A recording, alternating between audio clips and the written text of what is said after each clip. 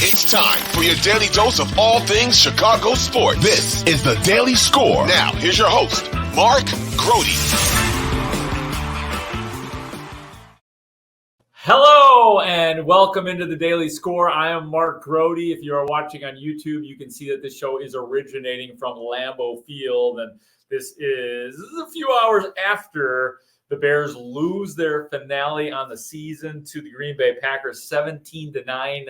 The final score. We're not going to dig too deeply into this game because we know that there's so much about the big picture that we need to get into. I will tell you that Justin Fields' final game this season, 11 for 16, 148 yards, 0 touchdowns, 0 interceptions. The Green Bay defense obviously did a good job on the Bears offense today. Bears offense, by the way, which was missing their center, Lucas Patrick. Dan Feeney ended up being the center. Nate Davis, it needs to be pointed out, too, left the game early with an injury. So Cody Whitehair did come in to replace him at the guard position. So they're dealing with all that. Darnell Mooney was still out, and they did a pretty good job on DJ Moore in this game. As for Jordan Love, the Green Bay Packers quarterback, he was excellent in this game. 27-32, 316 yards, a couple of touchdowns, no interceptions in this game. And so it ends for the Bears in this season. The Bears end up at 7-10 in the second year of Matt Eberflus, while the Green Bay Packers do slip into the playoffs as a wild card at 9-8 overall. They won, and they are in. That was the name of the game here today. That's what everybody was playing for. The Bears were trying to play stopper, and they were not able to do it. But let's get into it because we've been talking about the offseason, I feel like, since about halfway through this season, if not earlier than that. There's been so much focus on it. And let's start with Justin Fields. And he is going to be, again, dealing with the Bears having the number 1 overall pick. I mean, the thing is, we had the same, topics and stuff last year. So it's not like we didn't have the number 1 pick last year. So, I mean, it's going to be the same thing. Like I said, I control what I can control, and, I'm going to get healthy this offseason, spend time with my family, and get better. So, like I said, we went through the same thing last year. We had the number 1 pick. Everybody was asking, what if? And nothing happened. So, I'm not saying that nothing might happen because, we all don't know. But I'm not going to let the potential or what if not, stress me from, enjoying life and going through my everyday life. Justin, what would mean if you did get that investment from the team? He was the quarterback. It would mean a lot, I have a pretty good relationship with Ryan and the guys upstairs, but at the end of the day, this is a business, so they have to make the tough decisions, and my job is just to go out there and play my best. But it would mean a lot just to get that confirmation from them and just really send a message that they trust me to lead this team and be the quarterback for the Bears. So. Pretty tough to call it at this point. I mean, Ryan Poles has said things on the Bears radio network and to us that would lead you to believe that there are 2 very distinct possibilities for the Bears, and that is keeping Justin Fields and building around him or going out and drafting a quarterback. It's a tough call right now in terms of me trying to predict what Ryan Poles might be thinking. But we do know, I can tell you this, that Kevin Warren and Ryan Poles, I expect both of those guys to talk this week. I don't know if we'll get clarity on the quarterback, but we might get some clarity on a few other things. There's one more thing from Justin Fields. This is right at the end of the press conference. It's sort of like a drop the mic moment here.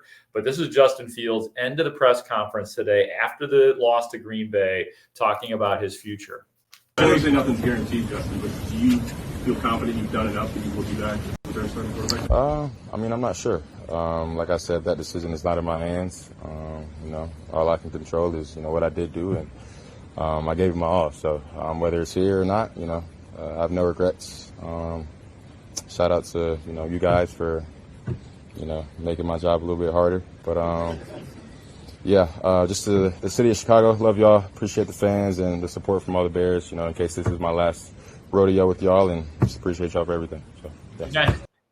I mean, it's like, how do you read that? He Feels like he did things well, but I guess here's how I read it. I read it as Justin Fields doesn't know. I think Justin Fields has gotten good signs from Ryan Poles, to be honest, that he's going to be back. Talked about the really good relationship that he has with Ryan Poles, and as much transparency as there possibly can be between general manager and player of the team. You're not always going to get that guy talking to you every single day, like as if he was a coach. But I think that it's going to be a tough decision for Ryan Poles, and I don't think that Justin Fields knows yet. I really don't. So that's Fields, and we'll be hearing much more about him right here on the Score and right here on the Daily Score as well. Let's get to DJ Moore. DJ Moore, 4 catches, 64 yards in the game as usual, made some big catches in the game, didn't rack up the huge numbers. But DJ Moore a little bit busted up over the fact that the Bears were not able to take advantage of, the beating their rivals and knocking the Packers out of the playoffs. DJ, with the momentum you guys had going on, how disappointing it is to end on a note like this? It sucks. Went out. It would have been great, to knock them off, and even better just to have a better record. What are we? I don't even fucking know. 7-10? Yeah, it would have been better to be 8-9. So it sucks. What were some of the challenges you guys were facing? I don't know. They just had our number. We wasn't really dialed into everything that we were supposed to be doing. I know I had like a few MAs, so we wasn't really like locked in all the way. That was DJ Moore right there, talking about not being able to quite take advantage of what was going on. Let's hear one more from DJ Moore this time. This one is on the offense. Defense forced the turnover late in the third quarter, and you guys are able to score a field goal. What was the thought there that you guys had to get 6 out of that? I felt like we should have took a shot. We should have took shots downfield after that happened. Show them that we still in this thing and we here to play. So, but to come out with points is always a blessing. DJ, you're going to be here for a while. You're invested in the future success here. What do you think needs to change offensively to avoid being in this situation again? I'll say you got to go back and look at all the film, all the games. Look at our explosives when we went in and with the games that we won. And then look at if we had explosives when we lost, to try to balance out if that's the kind of team we are. Are we going to be an explosive team, or are we going to be a run team that's going to just play off the clock? Do you think an identity was missing, a true identity? When today? Just over the course of the season. To start off, no, we didn't have one. Then middle of the season when we started getting going, we did. That's what I'm saying. Like the explosives, you could see the difference when we have explosive when we don't. So we really just gotta look at that. You said that several times this year, like wanting to take more shots. When you say that, do you think the offense is too conservative? No, it's not being about conservative. It's about taking the shots when you know you got them, or you just want to surprise a team. So, and that's really the case behind it. A lot of people think that this offense needs a new coordinator. I'm curious, what's your level of belief in Luke Getsy and what he's doing? I think it's fine. No, like I said, it just comes down to us being explosive on the offensive side. But we got the players to do it. We got our quarterback to do it. Everything else we just need to call the plays that put us in position to have explosive down the field or catching runs like we did today. So. We just got to be an explosive team and not a team that's just behind the sticks. But is Luke the guy to call those plays? I mean, if it's play calling, is that a coordinator issue? You think so? No, I'm saying if you think play calling is an issue. I'm asking you because I just answered the question behind the details of it. It really doesn't matter who's calling the plays. We just got to be explosive and do what we do as players. It's tough to know how to really interpret that, because while he said, I think the play calling is fine, talking all about wanting more explosive plays and all that, but then at the end, he comes back around to saying it's the players that we just got to make more explosive plays. So, yeah, it just sounds like DJ Moore is kind of pissed off and not willing to really endorse any part of, it's just me inferring from what he's saying, that he's not going to endorse any part of the offense right now because it feels kind of incomplete. So I don't know that was necessarily like a harsh shot at Luke Getsy or the play calling in general. I mean, it's open for interpretation. I will say that, but he does come back around the end to, mentioning the players, but it's certainly, that's not an endorsement. That is for sure. That's a guy who wants the offense to be better at whatever cost. All right, let's get into DeMarcus Walker. Speaking of coaching staffs and Matt Eberflus and his crew, I left the question in here, but an interesting answer from DeMarcus Walker in terms of how he feels about the Bears coaching staff. There's been some question about whether the coaching staff will come back next year. We've heard you guys talk about positive momentum. Do you think that they built something that's worth bringing back?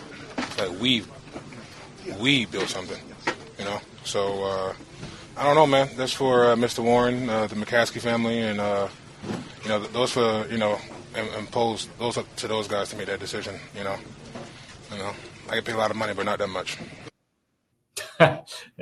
Again.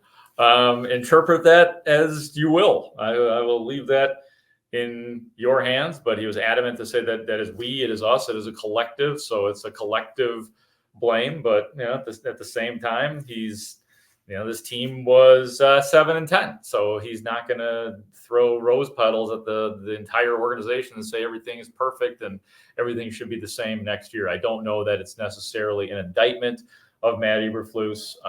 Again, this is after a bad loss, and this is just what these guys are feeling right afterwards.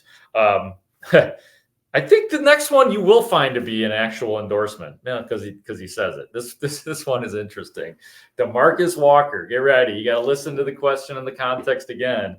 But DeMarcus Walker going to bat for Jalen Johnson. On their third quarter touchdown they scored right to start the third quarter, there was the injury for Terrell, and then there were 5 plays. Was that just a substitution issue to not be able to get Cortez back on the field? I don't know what happened right there. I don't know. Tell you what, though, got to pay Jalen Johnson. How much does a game like this make you miss Jalen Johnson in the back end? Don't get me wrong. Man, Tyreek and Smitty played great all year. You know what I'm saying? But, I mean, when you got all your wolves together, make one pack, obviously, he is a dominant force as well. Yeah, and, DeMarcus Walker knows what's up. And, Jalen Johnson did not play in this game, kind of a surprise, inactive. I guess the only reason it was a surprise because throughout the week, Jalen Johnson said he was going to play. Then he was doubtful on Friday, and then we found out on Sunday that he was inactive. So, you had Smitty, Terrell Smith playing out there. Obviously, you had the rest. You have some pretty decent depth in that secondary as well. So, but you don't. Jalen Johnson is as he said, the potential All-Pro of that crew. So yet another endorsement for Jalen Johnson. All right, finally, you ready for some fodder for Bears Packers here? And Jaquan Brisker, little trash talk on the mic after the game. Jaquan Brisker on the Green Bay wide receivers on what was going on in the game, and then it leads into this whole thing from Brisker. I feel like we could have tightened up on the receivers a lot more than we did today. We gave them a lot too much room, and I don't have no respect for them at all. So just to be honest. You don't have any respect for who? The receivers at all. Why? No one's over there. No respect. They don't got no stars over there. Were they talking a lot? No, they know better. No talks at all. But, try to play a little fake tough. So. Would you felt different with Watson was playing? No, I still feel the same with Watson in the game or not. I mean, he's a speed guy. He goes deep. I still feel the same way if 9 plays or not. What's fake tough? Just doing extra stuff after the play, grabbing people's face masks after the play and things like that. A lot of things they weren't doing over the film or throughout the first couple games, even our game. And just doing a lot of dirty stuff to get us, flagged and things like that. But they knew who to go against and, try that against. So. What do you mean? What you mean? You said that they knew who to go against, or like they knew what they were doing. Obviously, they might have been coached to do that to try to get us flagged. Even the Justin one, they hit Justin in the helmet, and it was just a dirty play. So the perceived late hit you're talking about. Yeah, definitely. I don't think I need to interpret anything on that. Jaden Reed, 4 catches for 112 yards. Bo Melton had 5 catches for 62 yards. Dontavius Wicks, 2 TDs. I guess I should have asked. I probably should have named names while I was talking to him and just gotten his opinion on each so we know specifically who he's talking about. But those were the primary wide receivers in this game. Watson did not play in the game, so he was not. Well, he indicted him a little bit. I think I did interpret that as say, he's just a speed guy. That's it. But I love Jaquan Brisker. Bears fans, you do. But yeah, that's gonna stick with him probably in the Packers. And I don't think, quite frankly, I don't think Jaquan Brisker gives a shit. And that's good. That's good. That is it for today. We'll be back in the Bears locker room on Monday for the final locker clean out day where we get to talk to the players. Ryan Poles and Matt Eberflus will do exit interviews with all of the players all day Monday. We do expect, like I said, to speak with Ryan Poles and Kevin Warren at some point in time this week, and maybe even Matt Eberflus. We'll see. I would imagine there will be decisions on the coaching staff throughout this week. Doubt there will be a decision made or a confirmation on the quarterback. That is it for now, and I mean that because this is going to be coming fast and furiously, and this is the Daily Score. We do it every single day. For Ray Diaz, I'm Mark Grote for the Daily Score.